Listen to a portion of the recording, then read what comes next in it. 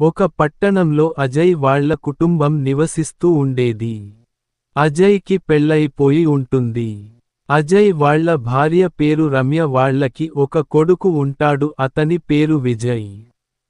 విజయ్ 5వ తరగతి చదువుతాడు. తనకి వేసవి సెలవులు అని రమ్య వాళ్ళ చెల్లి ఇంట్లో వదిలిపెడతారు. అజయ్ రమ్యాలకు పని ఉందని వాళ్ళ ఇంటికి కారులో వెళ్తూ ఉంటారు.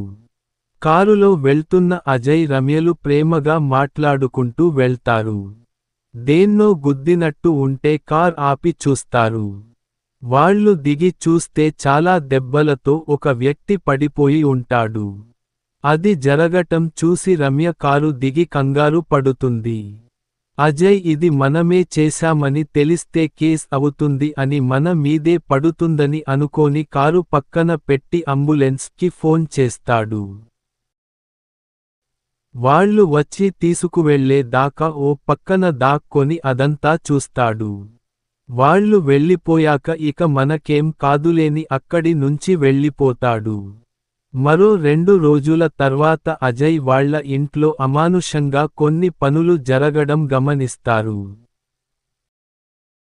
ఇంట్లో కెమెరాలు పెడతారు. ఒక రాత్రి గడుస్తుంది. వాళ్ళు కెమెరా ఫుటేజ్ చూస్తుండగా అకస్మాత్తుగా వస్తువులన్నీ గాల్లోకి లేస్తాయి. అది చూసి భయపడి ఏం చేయాలి అని ఆలోచించుకొని ఒక స్వామీజీని పిలుద్దామనుకుంటారు.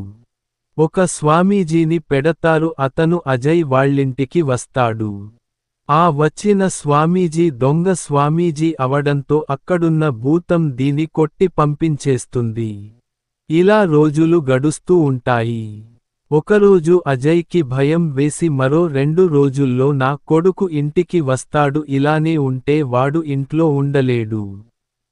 అప్పుడు ఆ ఇంట్లో ఉన్న భూతం వారికి కనపడుతుంది. అజయ్ మరియు రమ్యలు ఆ భూతాన్ని చూసి షాక్ అవుతారు. ఆ భూతం వారితో ఇలా అంటుంది, నీకేదో అయిద్ది అని నన్నక్కడ వదిలేసి వెళ్ళిపోయావు, నాకు చూడు ఇప్పుడు ఏమైందో. ఇలా అయినందుకు నాకు బాధగా లేదు, నా కుటుంబం పరిస్థితి, నా సాయం ఎంతో ఉంది. వారికి ఇలాంటి పరిస్థితుల్లో నాకు ఇలా అవ్వటం చాలా బాధగా ఉంది అని అంటుంది. నా ఇంటి పరిస్థితిని నేను మొత్తం సరిచేసి అందరితో సంతోషంగా గడుపుదామని ఇంటికి వెళ్తుంటే మీరు నాకు ఇలా చేశారు. హాస్పిటల్లో డాక్టర్ ఏమన్నాడో తెలుసా? మరో 10 నిమిషాలు ముందు వచ్చుంటే నేను బ్రతికేవాడినని నా కుటుంబంతో చెప్పాడు.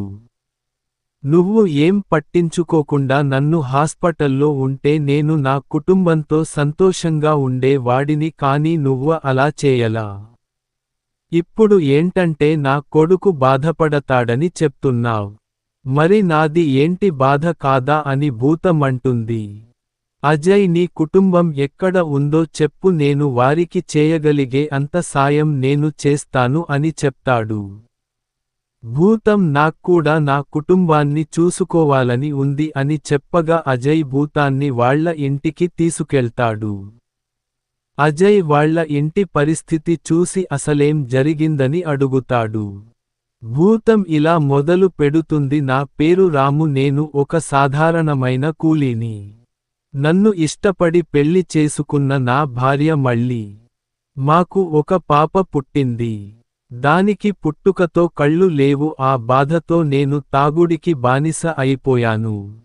పనికి కూడా సరిగా వెళ్ళే వాడిని కాదు. ఇంక నా భార్య పనిచేసే వచ్చేది. దాని దగ్గర డబ్బులు తీసుకొని తాగేవాడిని. పాపం నా భార్య పోషించటానికి అప్పులు కూడా తెచ్చేది నాకు తెలియకుండా. అలా కొన్ని సంవత్సరాలు గడిచింది. ఒకరోజు నా దగ్గర డబ్బులు అయిపోయినాయి అని నా భార్యని అడగటానికి వెళ్ళాను. అక్కడ చూస్తే నా భార్య సంపాదన సరిపోవట్లేదని నా కూతురు కూడా పనిచేయటం చూశాను.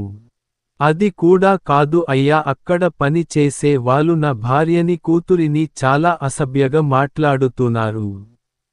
వాళ్ళు నా కోసం అవి అన్ని భరించి పని చేసుకుంటున్నారు.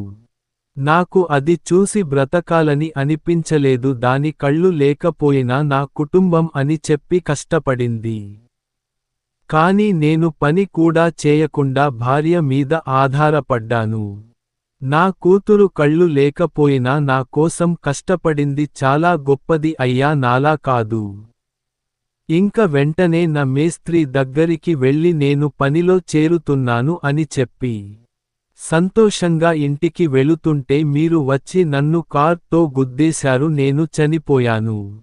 నా జీవితం మారిపోతుందనుకుంటే మళ్ళీ చీకట్లోకి తోసేశారు. ఆ విషయానికి విన్న అజయ్ బాధతో నేను చాలా పెద్ద తప్పు చేశాను, దీనికి పరిష్కారంగా నన్నేం చేయమంటావు, నువ్వేం చేసినా నాకు ఇష్టమే అని అంటాడు. నేను ఏం చేస్తాను అయ్యా, మీకు ఓ కుటుంబం ఉంది, నేను పడ్డ బాధ చాలదా, మళ్ళీ వాళ్ళు కూడా బాధపడాలా, వద్దులే అని రాము అంటాడు. అజయ్ నేను తప్పు చేశాను, నీ కుటుంబ బాధ్యత నాది అని రాముతో చెప్తాడు. ఆ మాటలు విన్న రాము సంతోషంతో తాను ఇంకా అక్కడి నుంచి వెళ్ళిపోతాడు. ఈ స్టోరీ నుంచి మనమేం నేర్చుకోవచ్చు అంటే, ఏదైనా ప్రమాదం మన వల్ల జరిగితే దాని బాధ్యత మనమే తీసుకోవాలి. కష్టం వచ్చింది అని ఆగిపోకూడదు, మనం ఆగిపోతే మన కుటుంబం కూడా చాలా కష్టపడుతుంది.